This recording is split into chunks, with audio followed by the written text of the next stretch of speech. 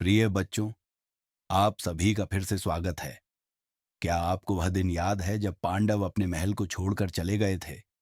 सोना, शक्ति और सुख सुविधाएं पीछे छोड़कर। उस दिन उन्होंने केवल हस्तिनापुर नहीं छोड़ा था, उन्होंने अपने भाग्य की ओर कदम बढ़ाया था। आज की कहानी वहीं से शुरू होती है, जहां राजमहलों की सड़कें खत्म होती हैं और जंगल के कच्चे रास्ते शुरू होते हैं। यह कहानी है 13 वर्षों के वनवास की। ऐसे वर्ष जिन्होंने राजकुमारों को महान योद्धा और किंवदंती बना दिया। जब पांडव हस्तिनापुर से बाहर निकले, पूरा नगर रो पड़ा। सड़कों के दोनों ओर लोग खड़े थे, आंखों में आंसू भरे हुए। जल्दी लौट आना, न्याय फिर लौटेगा, धर्म तुम्हारी रक्षा करे। द्रौपदी सिर ऊंचा रखकर चल रही थी, हालांकि उनका हृदय पीड़ा से भरा था। भीम ने मुठ्ठियां भींच रखी थीं, उनका क्रोध आग की तरह उबल रहा था। अर्जुन ने आकाश की ओर देखा, मन ही मन श्री कृष्ण से शक्ति की प्रार्थना करते हुए। लेकिन युधिष्ठिर युधिष्ठिर शांत थे। उन्होंने अपने भाइयों से धीरे से कहा, भाइयों, आज हम सुख सुविधाएं खो रहे हैं, लेकिन अपना चरित्र नहीं। राज्य छीना जा सकता है पर धर्म नहीं। धीरे धीरे पत्थर की सड़कें कीचड़ भरे रास्तों में बदल गईं। महल की दीवारों की जगह ऊंचे ऊंचे वृक्ष आ गए। दरबार के संगीत की जगह पक्षियों की आवाजें गूंजने लगीं। जंगल ने उनका स्वागत किया, नरमी से नहीं बल्कि सच्चाई से। वन का जीवन कठोर था, न रेशमी बिस्तर, न सेवक, न राजसी भोजन। पांडवों ने पत्तों और टहनियों से छोटी छोटी झोपड़ियां बनाई। वे फल, जड़ें और जो भी मिल सके वही खाते थे। द्रौपदी, जो कभी ऐश्वर्य में रहती थी, अब मिट्टी के चूल्हे पर अपने हाथों से भोजन पकाती थी। रात में ठंड बहुत सताती थी, दिन में सूरज तेज तपता था। कभी भूख आती, कभी भय, लेकिन हर दिन एक चीज और मजबूत होती गई, उनका आपसी बंधन। हर कठिनाई उन्हें और करीब ले आती थी। जंगल खाली नहीं था, वह ज्ञान से भरा हुआ था। पांडवों की भेंट कई महान ऋषियों से हुई, नारद, मार्कंडेय, लोमश। उन्होंने प्राचीन राजाओं की कहानियां सुनी, धैर्य, त्याग और कष्ट के बाद मिलने वाली विजय की कथाएं। एक दिन स्वयं महर्षि वेदव्यास आए। उनकी आंखों में करुणा थी। उन्होंने कहा, मेरे बच्चों, यह वनवास दंड नहीं है, यह तैयारी है। सोना आग में तपकर ही सबसे अधिक चमकता है। उन्होंने अर्जुन को दिव्य अस्त्र प्राप्त करने की सलाह दी और आने वाले युद्ध के लिए स्वयं को तैयार करने को कहा। भाइयों और द्रौपदी के आशीर्वाद के साथ अर्जुन अकेले निकल पड़े, भव्य हिमालय की ओर। पर्वतों में ऊंचाई पर अर्जुन दिन रात तपस्या करते रहे। बर्फ उनके कंधों पर गिरती रही, ठंडी हवाएं शरीर को चीरती रहीं, लेकिन वे डिगे नहीं। भगवान शिव एक शिकारी के वेश में प्रकट हुए। दोनों के बीच भयंकर युद्ध हुआ। फिर शिव ने अपना वास्तविक रूप प्रकट किया और गर्व से मुस्कुराए। तुम्हारी भक्ति और अनुशासन अद्वितीय है। अर्जुन को मिला पाशुपतास्त्र, सबसे शक्तिशाली दिव्य अस्त्र। बाद में उनके पिता इंद्रदेव उन्हें स्वर्ग ले गए और दिव्य युद्ध कला का प्रशिक्षण दिया। अर्जुन लौटे, केवल अधिक शक्तिशाली नहीं बल्कि और अधिक विनम्र बनकर।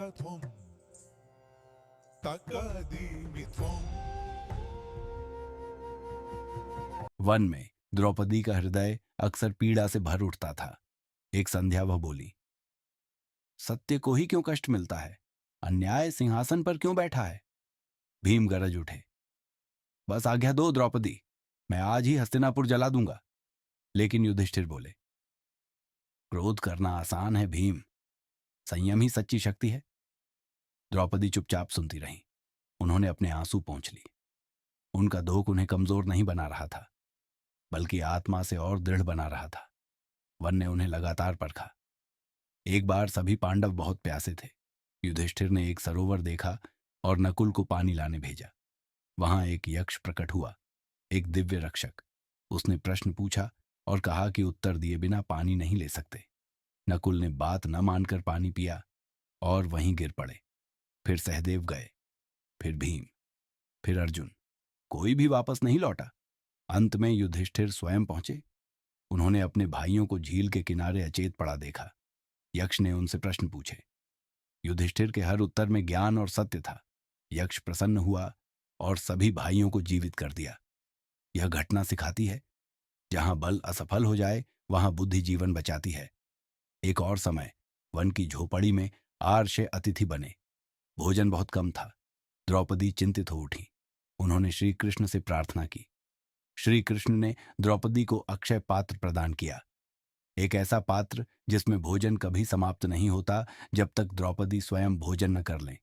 अब कोई भी अतिथि भूखा नहीं लौटता था। यह सिखाता है, गरीबी में भी उदारता हमें समृद्ध बनाती है। वन में खतरे भी थे। राक्षस संयुक्त और निर्दोष लोगों को सताते थे। हर बार भीम तूफान की तरह उठ खड़े होते। किरमीर और जटासुर जैसे राक्षसों को उन्होंने निहत्थे पराजित किया। लेकिन हर विजय के बाद वे अर्षियों के चरणों में नत हो जाते और विनम्रता से लौट आते। अहंकार रहित शक्ति उनकी पहचान बन गई। वर्ष बीतते गए। पांडव दुबले पर अधिक बुद्धिमान और शक्तिशाली बनते गए। जंगल अब शत्रु नहीं था, वह उनका गुरु बन गया था। उन्होंने सीखा, भूख से धैर्य, भय से साहस, हानि से एकता, निराशा से आशा। द्रौपदी बनी उनका आधार, युधिष्ठिर उनकी दिशा, भीम उनकी ढाल, अर्जुन उनका अस्त्र, नकुल और सहदेव उनका संतुलन। बच्चों, पांडव जंगल में गए बिना मुकुट के राजा बनकर और लौटे उद्देश्य वाले योद्धा बनकर। उन्होंने एक राज्य खोया लेकिन चरित्र पाया, और इसी कारण इतिहास उन्हें याद रखता है। आज हमने और क्या सीखा? कठिनाइयां हमें तोड़ती नहीं, हमें गढ़ती हैं। धैर्य क्रोध से बड़ा होता है। एकता सबसे बड़ा अस्त्र है। सच्चा राज्यत्व चरित्र में होता है, मुकुट में नहीं, अगली कहानी में।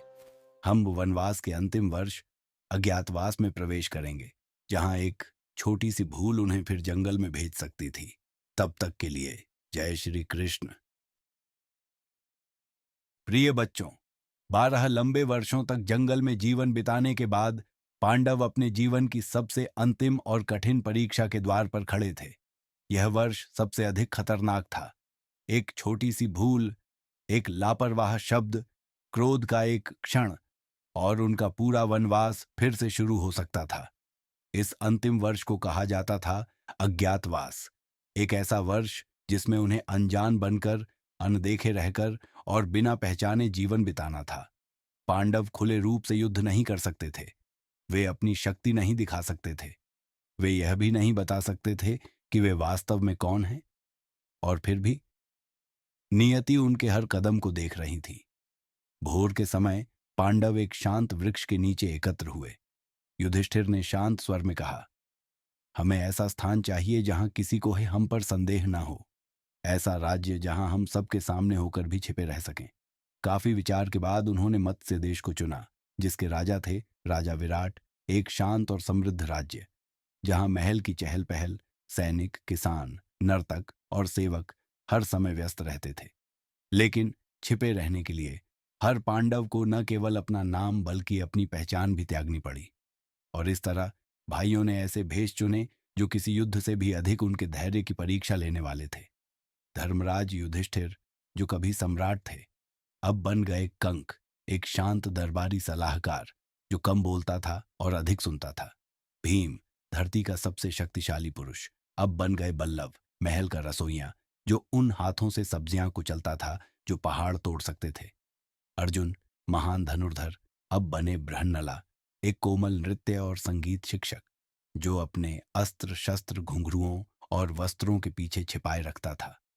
नकुल, सुंदर और निपुण, घोड़ों के रक्षक बने जो जंगली घोड़ों को अपने मधुर स्वर से शांत करते थे।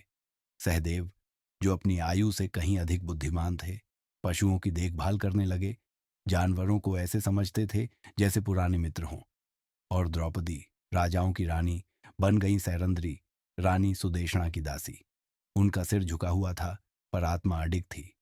इस प्रकार उनका जीवन महल के भीतर शुरू हुआ, पर वे सबके बीच होकर भी अदृश्य थे। दिन धीरे धीरे बीतने लगे। हर क्षण खतरे से भरा था। युधिष्ठिर को अपनी बुद्धि छिपानी पड़ती थी, यहां तक कि जब दरबार में गलत निर्णय लिए जाते थे। भीम को अपनी शक्ति छिपानी पड़ती थी, यहां तक कि जब लोग उन्हें कमजोर समझकर हंसते थे। अर्जुन को कोमल मुस्कान बनाए रखनी पड़ती थी, यहां तक कि उनका योद्धा हृदय युद्ध के लिए तड़पता था। लेकिन सबसे अधिक कष्ट द्रौपदी ने सहा। वे चुपचाप रानी की सेवा करती थीं, अपने दुख को भीतर समेटे हुए। और तभी संकट आया। कीचक रानी का शक्तिशाली भाई अपनी शक्ति, अहंकार और क्रूरता के लिए कुख्यात था। जब उसकी दृष्टि द्रौपदी पर पड़ी तो उसने उनकी गरिमा नहीं देखी, उसने उन्हें जीतने की वस्तु समझ लिया। द्रौपदी ने बार बार उसे ठुकराया। उनकी आवाज दृढ़ थी, उनका साहस अडिग था। कीचक ने अपनी बहन से कहकर द्रौपदी को किसी काम के बहाने अपने कक्ष में बुलवाया। द्रौपदी भयभीत थीं, फिर भी रानी की आज्ञा मान कर गईं। कीचक ने उन्हें पकड़ने का प्रयास किया, पर वे वहां से भाग निकलीं और सीधे राजसभा में पहुंची। मेरी रक्षा कीजिए, द्रौपदी ने पुकारा। सभा में सन्नाटा छा गया, कोई कुछ न बोला और कीचक हंस पड़ा। यह दृश्य देखकर भीम का क्रोध भड़क उठा। उस रात एक अंधेरी सभा में भीम तूफान बन गए। बिना अपनी पहचान बताए वे कीचक के कक्ष में पहुंचे और उससे युद्ध किया और उसके अत्याचार का हमेशा के लिए अंत कर दिया। द्रौपदी की रक्षा हुई, लेकिन खतरा अभी समाप्त नहीं हुआ था। कीचक की मृत्यु की खबर चारों ओर फैल गई, क्योंकि बहुत कम योद्धा थे जो उसे पराजित कर सकते थे। यह समाचार हस्तिनापुर भी पहुंचा। शकुनी, दुर्योधन और कर्ण आपस में बोले, यह पांडवों का काम हो सकता है। दुर्योधन ने त्रिगर्त के राजा सुशर्मा को राजा विराट पर आक्रमण के लिए उकसाया।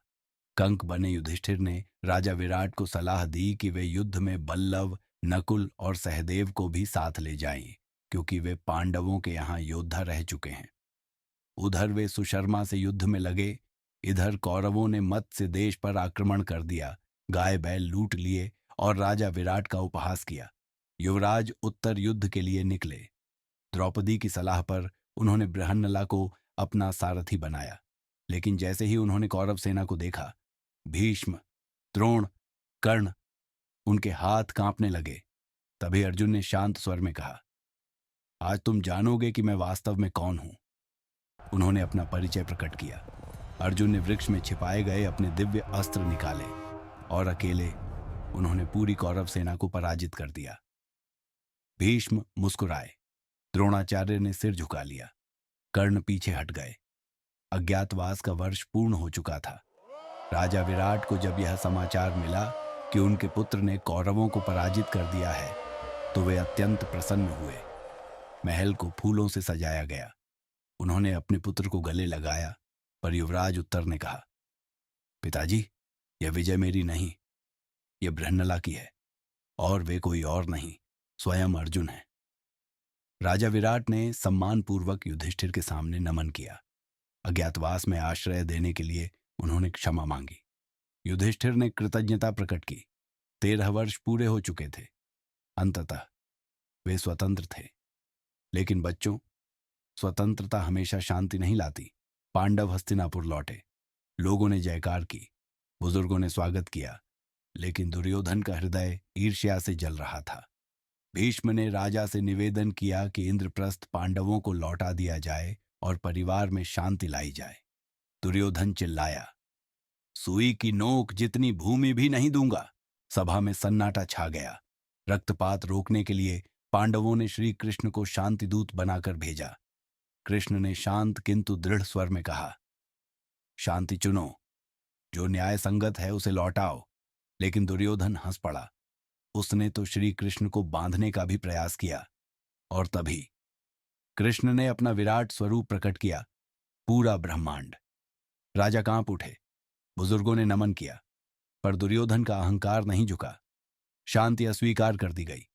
कुरुक्षेत्र की राह निर्धारित हो चुकी थी। श्री कृष्ण ने युद्ध न करने का वचन दिया, पर बने अर्जुन के सारथी। एक ऐसा युद्ध आने वाला था जो पहले कभी नहीं हुआ था। प्रिय बच्चों, याद रखो, धैर्य ही शक्ति है, विनम्रता ही सच्ची सत्ता है, शांति पहला मार्ग है। पर अन्याय के विरुद्ध खड़ा होना आवश्यक है। पांडवों ने शांति चुनी, पर जब अन्याय ने सुनने से इनकार किया, धर्म युद्ध के लिए तैयार हुआ। अगली बार हम मिलेंगे कुरुक्षेत्र के रणभूमि में। तब तक विश्राम करो। जय श्री कृष्ण।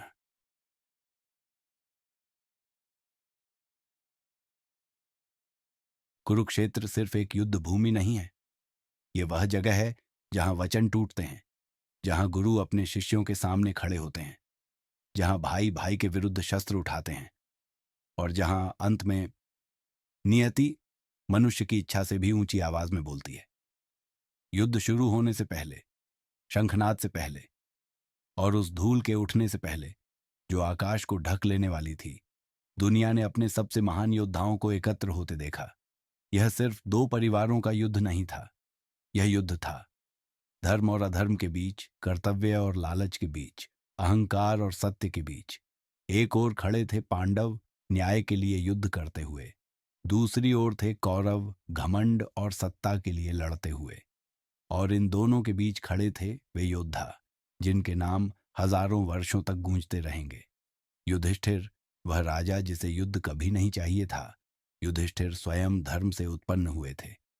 बचपन से ही उनका विश्वास था सत्य शस्त्रों से भी बेहतर रक्षा करता है। उन्होंने इंद्रप्रस्थ पर न्याय और करुणा से शासन किया। लोग उन्हें इसलिए नहीं चाहते थे कि वे शक्तिशाली थे, बल्कि इसलिए कि वे सबकी सुनते थे। फिर आया पासों का खेल। उन्होंने खो दिया अपना राज्य, अपने भाई, अपनी पत्नी और अपनी स्वतंत्रता। फिर भी उन्होंने अपनी आवाज ऊंची नहीं की। बच्चे अक्सर पूछते हैं, युधिष्ठिर रुके क्यों नहीं? क्योंकि उनके लिए वचन निभाना जीतने से भी बड़ा था। आज युद्ध भूमि में युधिष्ठिर एक भयानक बोझ उठाए खड़े हैं। अगर वे जीतते हैं तो हजारों मरेंगे, अगर हारते हैं तो अन्याय हमेशा के लिए जीत जाएगा। वे खुशी से युद्ध नहीं करते, वे इसलिए युद्ध करते हैं क्योंकि भाग जाना एक झूठ होता। युधिष्ठिर हमें सिखाते हैं अच्छा होना मजबूत होने से कहीं कठिन है। सब कुछ हार गए पर स्वयं को कभी नहीं हारा। भीम, वह तूफान जो अधर्म को तोड़ने आया। भीम का जन्म वायुदेव से हुआ था। बचपन से ही उनकी शक्ति डराने वाली थी, लेकिन उनका हृदय बहुत सरल था। उन्हें भोजन पसंद था, हंसी पसंद थी और सबसे ज्यादा अपना परिवार। उन्हें आग में जलाने की कोशिश हुई और फिर सभा में द्रौपदी रोई। उस दिन कुछ बदल गया। भीम ने ऐसी प्रतिज्ञाएं लीं जिनसे भविष्य कांप उठा। दुर्योधन की जंघाएं तोड़ने की, दुशासन का अंत करने की। भीम रणनीति के लिए नहीं लड़ते, वे अधूरे दर्द के लिए लड़ते हैं। युद्ध भूमि में उनका हर कदम कहता है यह युद्ध होना ही नहीं चाहिए था। भीम हमें सिखाते हैं क्रोध खतरनाक है, लेकिन अन्याय के सामने मौन उससे भी अधिक खतरनाक। जब भीम क्रोधित होता है तो नियति भी कांप उठती है। अर्जुन, वह योद्धा जिसने धनुष नीचे रख दिया। अर्जुन का जन्म इंद्रदेव से हुआ था। उन्होंने सबसे अधिक अभ्यास किया। जब अन्य सोते थे वे ध्यान करते थे। वे संसार के सबसे महान धनुर्धर बने। और फिर भी युद्ध भूमि में अर्जुन ने अपना धनुष झुका दिया क्योंकि उनके सामने खड़े थे उनके पितामह भीष्म, उनके गुरु द्रोणाचार्य। उन्हें मृत्यु का भय नहीं था, उन्हें इस बात का भय था कि वे किसी और की मृत्यु का कारण बनेंगे। इसीलिए कृष्ण ने उन्हें चुना, सबसे शक्तिशाली को नहीं, सबसे ज्ञानी को नहीं, बल्कि उस योद्धा को जो अपने कर्मों पर प्रश्न करता है। अर्जुन तभी युद्ध करते हैं जब वे समझ जाते हैं कुछ न करना भी पाप हो सकता है। सबसे महान धनुर्धर जिसने पहले युद्ध से इनकार किया, नकुल और सहदेव। मौन में खड़े स्तंभ नकुल थे, अनुशासन के साथ सौंदर्य सहदेव थे, मौन के साथ ज्ञान। नकुल घोड़ों और तलवारों में निपुण थे, सहदेव समय, भाग्य और तारों को समझते थे। सहदेव जानते थे कि युद्ध का अंत क्या होगा, पर वे मौन रहने के लिए अभिशप्त थे। सोचिए, भविष्य जानकर भी कुछ न कर पाने का दर्द। उन्होंने यश के लिए नहीं लड़ा, उन्होंने इसलिए युद्ध किया क्योंकि परिवार स्वयं से पहले था। वे हमें सिखाते हैं हर नायक को तालियों की जरूरत नहीं होती, जो सबसे कम बोले पर अंत तक खड़े रहे। द्रौपदी, वह अग्नि जिसने युद्ध जला दिया। द्रौपदी का जन्म अग्नि से हुआ था। उन्होंने युद्ध नहीं चुना, युद्ध ने उन्हें चुना। सभा में हुआ उनका अपमान सिर्फ एक स्त्री का अपमान नहीं था, वह धर्म का टूटना था। उन्होंने कृष्ण से बदला नहीं मांगा, उन्होंने सिर्फ पूछा क्या यही न्याय है? और क्योंकि इस प्रश्न का उत्तर नहीं मिला, युद्ध हुआ। द्रौपदी बिना शस्त्र के युद्ध करती हैं, फिर भी हर योद्धा उन्हीं के कारण लड़ रहा है। उन्होंने शस्त्र नहीं उठाया, फिर भी युद्ध आरंभ हुआ। राजा द्रुपद, अहंकार जिससे अग्निजन्मी द्रुपद कभी द्रोण के मित्र थे। जब द्रोण ने उन्हें सार्वजनिक रूप से अपमानित किया तो उनका अहंकार टूट गया।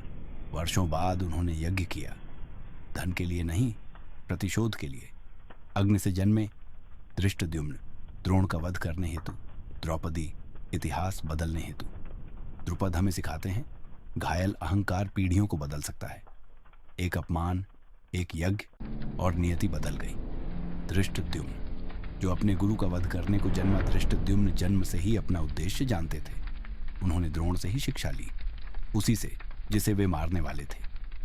न घृणा, न द्वंद्व, सिर्फ स्वीकार। वे मनुष्य रूप में चलती हुई नियति थी, जिससे सीखा, उसी को हराने के लिए जन्मा। शिखंडी भीष्म के पतन की कुंजी पिछले जन्म में शिखंडी थी, राजकुमारी अंबा। भीष्म की प्रतिज्ञा से अन्याय सहकर उन्होंने प्रतिशोध की शपथ ली। पुनर्जन्म में वही बनी भीष्म के पतन का कारण। भीष्म उनके विरुद्ध शस्त्र नहीं उठा सके, कमजोरी के कारण नहीं, बल्कि अपने ही नियमों के कारण। वह योद्धा जिस पर भीष्म धनुष नहीं उठा सके, अभिमन्यु, वह बालक जिसने पूरी सेना हिला दी, एक वीर का पुत्र, महान योद्धाओं से प्रशिक्षित, पर भाग्य ने त्रासदी लिख दी। अभिमन्यु ने युद्ध के रहस्य जन्म से पहले ही सीख लिए थे। माता सुभद्रा के गर्भ में रहते हुए उन्होंने अर्जुन को चक्रव्यूह समझाते सुना, लेकिन नियति ने क्रूर खेल खेला। सुभद्रा सो गई। अभिमन्यु ने प्रवेश करना सीखा, पर बाहर निकलना नहीं। फिर भी जब समय आया, इस बालक ने पीछे हटना नहीं चुना। चारों ओर कौरवों के महान योद्धा, टूटे हुए शस्त्र, अन्यायपूर्ण नियम, और फिर भी अभिमन्यु लड़ा। इसलिए नहीं कि वह जीतेगा, बल्कि इसलिए कि पीछे हटना उसके रक्त में नहीं था। उसका पतन युद्ध को व्यक्तिगत प्रतिशोध में बदलने वाला क्षण बना। कौरवों की सेना विशाल और भयावह रूप में खड़ी थी, मानो क्षितिज तक फैला हुआ एक काला तूफान। यह भारत के सबसे बड़े राज्य की शक्ति को अपने भीतर समेटे हुए थी। अनुभवी योद्धाओं से भरी, राजकीय ध्वजों से सजी और वर्षों की महत्वाकांक्षा से तेज किए गए हथियारों से लैस।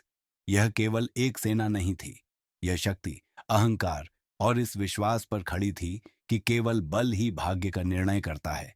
इस सेना का नेतृत्व कर रहा था दुर्योधन, हस्तिनापुर का मुकुटधारी राजा, धृतराष्ट्र का पुत्र, और वह व्यक्ति जिसके निर्णयों ने पूरे संसार को युद्ध की ओर धकेल दिया। दुर्योधन कमजोर नहीं था, वह ऊंचा, बलशाली, गदा युद्ध में प्रशिक्षित और रणभूमि में निर्भीक था। एक योद्धा के रूप में वह कभी पीछे नहीं हटा, लेकिन उसके भीतर एक ऐसा तूफान था जिसे वह कभी शांत नहीं कर पाया। बचपन से ही वह पांडवों को बढ़ते हुए देखता रहा, बुजुर्गों द्वारा स्नेह पाया हुआ, प्रजा द्वारा प्रशंसित और श्री कृष्ण द्वारा मार्गदर्शित। और युधिष्ठिर के लिए उठने वाली हर तालियां दुर्योधन के अहंकार पर एक गहरी चोट बन जाती थी। उसका सबसे बड़ा भय हार नहीं था, उसका भय यह विचार था कि कोई और उससे बेहतर हो सकता है। जब शांति का प्रस्ताव आया, उसने ठुकरा दिया। जब स्वयं श्री कृष्ण दूत बनकर आए, दुर्योधन हंसा और भगवान को बंदी बनाने का प्रयास किया। इसलिए नहीं कि वह परिणाम नहीं समझता था, बल्कि इसलिए कि शांति स्वीकार करना अपनी गलती स्वीकार करना होता। अब युद्ध भूमि में दुर्योधन केवल जीत के लिए नहीं लड़ रहा, वह लड़ रहा है यह सिद्ध करने के लिए कि उसके निर्णय सही थे, कि उसका द्वेष उचित था, कि उसका अहंकार इस रक्तपात के योग्य था। और यही उसकी सबसे बड़ी त्रासदी है। वह शांति से शासन कर सकता था, वह राज्य बांट सकता था, लेकिन उसने सामंजस्य के बजाय अहंकार को चुना और युद्ध को अवश्यंभावी बना दिया। वह शत्रुओं से नहीं हारा, वह अपने अहंकार से हारा। शकुनी सिंहासन के पीछे खड़ा है, उसके हाथ खाली हैं, लेकिन किसी भी योद्धा से अधिक रक्त से रंगे हुए। शकुनी कभी गांधार का राजकुमार था, उसका परिवार अपमानित हुआ, कैद किया गया, भूखा रखा गया। हस्तिनापुर की राजनीति ने उन्हें तोड़ दिया। वह रिब बच गया, लेकिन यह बचना बदले की आग में बदल गया। शकुनी ने कभी तलवार नहीं उठाई, वह कभी रणभूमि में नहीं उतरा। इसके बजाय उसने कुछ और अधिक घातक साध लिया, मानव मन। उसने दुर्योधन के कानों में संदेह फूंका, ईर्ष्या, भय और क्रोध को धीरे धीरे धैर्यपूर्वक पोषित किया। और जब समय आया, उसने पासे बिछा दिए। हर एक फेंक के साथ उसने पांडवों से उनका राज्य, उनका सम्मान, उनकी स्वतंत्रता छीन ली। शकुनी एक भयावह सत्य सिद्ध करता है। दुनिया को नष्ट करने के लिए हथियारों की आवश्यकता नहीं होती, केवल षड्यंत्र, समय और धैर्य पर्याप्त हैं।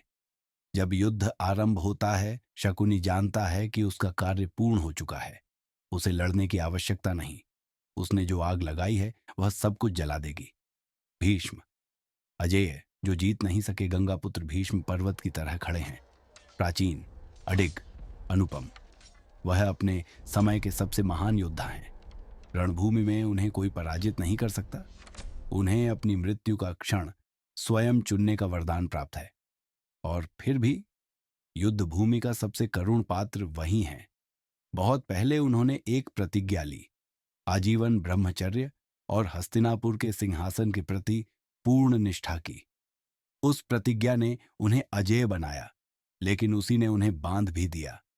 भीष्म जानते हैं कि पांडव सही हैं। वह जानते हैं कि दुर्योधन अधर्म के मार्ग पर है। वह जानते हैं कि यह युद्ध कभी होना ही नहीं चाहिए था। फिर भी वह सत्य के विरुद्ध हथियार उठाते हैं, क्योंकि उनकी प्रतिज्ञा उन्हें न्याय चुनने की अनुमति नहीं देती, केवल निष्ठा चुनने को बाध्य करती है। भीष्म घृणा से नहीं, सम्मान से युद्ध करते हैं। उनके हर तीर में वेदना छिपी है। उनका हर कदम उनके अपने अंतःकरण के विरुद्ध है। भीष्म इस बात का प्रमाण है कि विवेक के बिना ली गई प्रतिज्ञाएं कारागार बन सकती हैं। वह अपनी मृत्यु चुन सकते थे, लेकिन अपना पक्ष नहीं। द्रोणाचार्य, मोह से टूटा हुआ गुरु। द्रोणाचार्य झुके हुए सिर और भारी हृदय के साथ रणभूमि में प्रवेश करते हैं। वह अब तक के सबसे महान गुरु हैं, राजाओं के प्रशिक्षक, शस्त्र विद्या के आचार्य, हस्तिनापुर के राजगुरु, पांडवों और कौरवों दोनों के शिक्षक। उन्होंने अर्जुन को वह सब सिखाया जो वे जानते थे। उन्होंने वीर गढ़े, लेकिन द्रोण की एक कमजोरी थी, मोह, अपने पुत्र अश्वत्थामा के प्रति। द्रोण अधर्म के लिए नहीं लड़े। उन्होंने युद्ध इसलिए किया क्योंकि एक पिता अपने पुत्र के लिए भयभीत था और एक गुरु कर्तव्य में बंधा हुआ था। जब दुर्योधन ने अश्वत्थामा की सुरक्षा का वचन दिया, द्रोण ने उसे स्वीकार किया, ये जानते हुए भी कि कौरवों का पक्ष अन्यायी है। अब वे अपने ही शिष्यों का सामना कर रहे हैं। वे उनकी शक्तियों को जानते हैं, क्योंकि वही उन्हें सिखाने वाले हैं, और यही ज्ञान उन्हें तोड़ देता है। द्रोण घृणा से नहीं लड़ते, वे विवशता से लड़ते हैं। उनकी त्रासदी पराजय नहीं है। उनकी त्रासदी यह है कि वे जानते हुए भी लड़ रहे हैं कि वे गलत हैं। कर्ण, गलत पक्ष पर जन्मा महान नायक कर्ण तेजस्वी, शक्तिशाली और अकेला खड़ा है। सूर्यदेव का पुत्र होकर जन्मा, पर जन्म लेते ही त्याग दिया गया। सारथी के पुत्र के रूप में पला, पर राजा का हृदय लेकर। कर्ण ने अपना पूरा जीवन यह सिद्ध करने में लगा दिया कि वह योग्य है। हर अपमान ने उसे और तेज किया। हर अस्वीकार ने उसके संकल्प को कठोर बनाया। वह अर्जुन के समान था, कभी कभी उससे भी श्रेष्ठ, अधिक दानी, अधिक निष्ठावान। जब दुर्योधन ने उसे सम्मान दिया, कर्ण ने अपना जीवन उसे समर्पित कर दिया। सत्य जान लेने के बाद भी कि वह पांडवों में सबसे बड़ा भाई है, कर्ण ने पक्ष नहीं बदला, क्योंकि कर्ण के लिए निष्ठा रक्त से भी ऊपर थी। वह जानता था कि कारण गलत है, लेकिन दुर्योधन को छोड़ना उस एकमात्र व्यक्ति से विश्वासघात होता जो संसार के उपहास में उसके साथ खड़ा रहा। कर्ण जीत के लिए नहीं लड़ता, वह सम्मान के लिए लड़ता है। राजकुमार जन्मा, अस्वीकृत जिया, निष्ठावान होकर मरा। अश्वत्थामा क्रोध से जलता हुआ युद्ध में उतरता है। द्रोणाचार्य का पुत्र, अभाव में पला, स्नेह, स्वीकृति और प्रशंसा से वंचित। वह दूसरों को सराहे जाते देखता रहा, जबकि वह अपेक्षाओं का बोझ ढोता रहा। अश्वत्थामा धर्म के लिए नहीं लड़ता, न निष्ठा के लिए।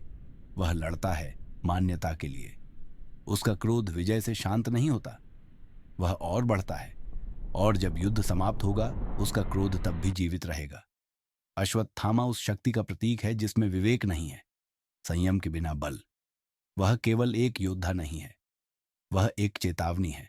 जयद्रथ, वह जिसने पांडवों को रोका, जयद्रथ न तो सबसे शक्तिशाली योद्धा था, न ही सबसे वीर, लेकिन एक क्षण की कायर महत्वाकांक्षा ने उसका नाम इतिहास में अमर कर दिया। चक्रव्यूह के युद्ध में जब अभिमन्यु अकेले लड़ रहा था, जयद्रथ नियति के किनारे खड़ा था। शिव से प्राप्त वरदान का उपयोग कर उसने भीम, युधिष्ठिर, नकुल और सहदेव को रणभूमि में प्रवेश करने से रोक दिया। 4 पांडव एक व्यक्ति द्वारा रोके गए। इसी एक कृत्य ने कौरवों को अभिमन्यु को अन्यायपूर्ण ढंग से घेरने का अवसर दिया। जब अर्जुन को यह समाचार मिला, डूबते सूर्य के सामने उसने प्रतिज्ञा ली, कल सूर्यास्त से पहले जयद्रथ मारा जाएगा, नहीं तो मैं अग्नि में प्रवेश कर जाऊंगा। अगले दिन सूर्य स्वयं ठहर गया जयद्रथ का अंत देखने के लिए। बच्चों, ये योद्धा न अच्छे हैं न बुरे, ये मानव है। कुरुक्षेत्र वह स्थान है जहां निर्णय परिणामों से टकराते हैं, प्रतिज्ञाएं मूल्य मांगती हैं, धर्म की परीक्षा होती है। और कल श्री कृष्ण बोलेंगे, भगवत गीता का आरंभ होगा। जय श्री कृष्ण।